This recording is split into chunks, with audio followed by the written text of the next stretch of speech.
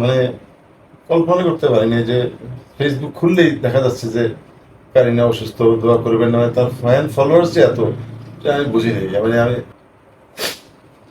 সে অসুস্থ হওয়ার পর আমি বুঝলাম যে কারিনা মানে কতটা পপুলার।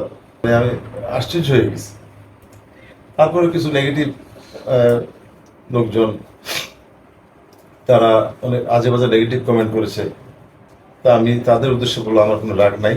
যদি কারিনা কোনো দোষ ত্রুটি হয়ে থাকে আপনারা, সে তো চলেই গেছে, তো তার প্রতি কোনো আক্ষেপ রাখবেন না, তারা ক্ষমা করে দেবেন।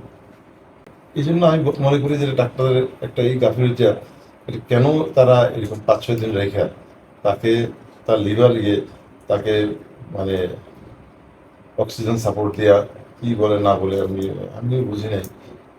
তার লাঞ্চের মধ্যে ইনফেকশন, কফটা সাফ করে নাই।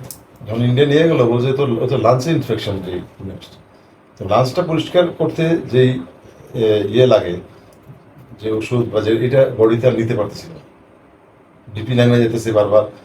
দিতে বড় চেষ্টা করছে, চেষ্টা তো কোনো 4 দিনে, মানে এমনভাবে মুমূর্ষু একটা রুগী আনছে। তারপরেও যে এভিয়েশন ডাক্তার যে আসছে এয়ারক্রাফটে, সেও তো দেখে অবাক যে আমি যে নিব একটা রোগীকে, আপনার বিপি চেক করে না, ব্লাড প্রেশার ডাউন এরকম, আপনি এত ঘুমের ওষুধ দিচ্ছেন কেন? মানে এখানেও একটা গাফিলতি। পরে এভিয়েশন ডাক্তার মনে হয় 3-4 ঘন্টা চেষ্টা করে তবে একটা কারিনাকে স্টেবল, মানে এয়ারক্রাফটে উঠতে হইলেও তো একটা মানুষের সেই স্ট্রেং লাগে। কারণ সাধারণ একটা মানুষও যদি এয়ারক্রাফটে উঠে, আপনি দেখবেন যে যে জারটা খায় আপনার ভমিটিং হইতে পারে, এয়ার ভ্যাকুয়াম থাকে, অনেক কিছু বিষয় আছে। একটা পেশেন্ট যদি, যখন আমি হ্যান্ড ওভার করবে একটা হসপিটালের একটা এয়ার অ্যাম্বুলেন্সে, তার সম্পূর্ণ দায়িত্ব তার। এখানে কোনো অ্যাক্সিডেন্ট হইলে তার মিলিয়ন মিলিয়ন ডলার দিতে হবে, ড্যামারেজ দিতে হবে। তারা ওইভাবে রোগী নেয়।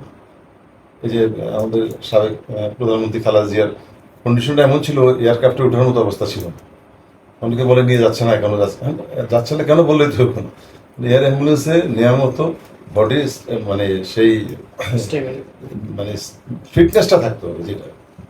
তারপরে তাকে সেখানে 4-5 চেষ্টা কারিনার ফিটনেস, তারপর যখন বিপি লেভেল হাই হয়েছে 120/80, এরপরে তাকে কোনোভাবে নেওয়া হয়েছে। নেওয়ার পরে দেখে যে শুধু লাঞ্চই না, ফুসফুসের অবস্থা একদম খারাপ। ফুসফুসের মধ্যে যে ইনফেকশন ছিল, এখানে কফ তারা বের করে নেয়। তারা যদি ডাক্তাররা একটু ইনিশিয়েটিভ নিয়ে এই কফটা বের করে সেই ফুসফুসটা ঠিক রাখতো, তাহলে লিভারে হাত দিত। আমার 2 ছেলে, তারা দুইজনই দে আর রেডি টু গিভ লিভার। তারা দুজনই গেছে এবং দুজনই ব্লাড টেস্ট করছে। একজনের ব্লাড টেস্ট মানে লিভারে করতে, তাও তো কত টাকা খরচ। 2 ভাই বলছে না আমরা দুজনই দিব। আপনি দেখেন কোনটা সুইটেবল, দেখেন তারা দুইজন কত পরিবারের মধ্যে এত ভালো তাদের বন্ডিংস, কত ভালো ভালোবাসতো। আমার একটা মেয়ে ছিল, সবাই তাকে ভালোবাসতো।